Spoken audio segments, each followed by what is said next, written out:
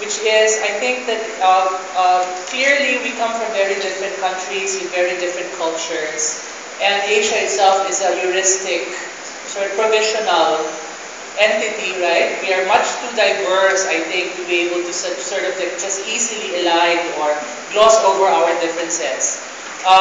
The LGBT signifier as a rallying point for, for activism and for advocacy in this part of the world goes through translation every time it goes to any location in Asia.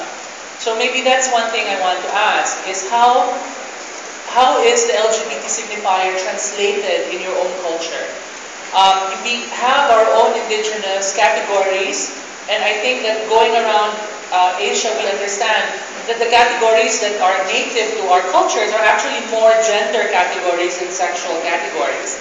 And so much of what I heard may have to do with the fact that we may be reading sexuality into existing gender categories, and so the experiences will probably be very different across Asia if you look at gender and our own indigenous or native concepts for gender and how that functions in talking about something called sexuality, which I think in the Philippine example, in any case, is what was always deemed to be private.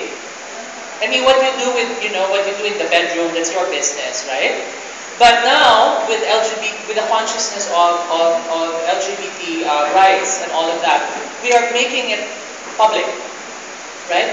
And the only way that the Filipino public can understand that is through gender. That's why there's this very sort of easy conflation in the minds of Filipinos that if you're homosexual, then you must be effeminate and you must want to be a woman, right? When in fact, you don't have to.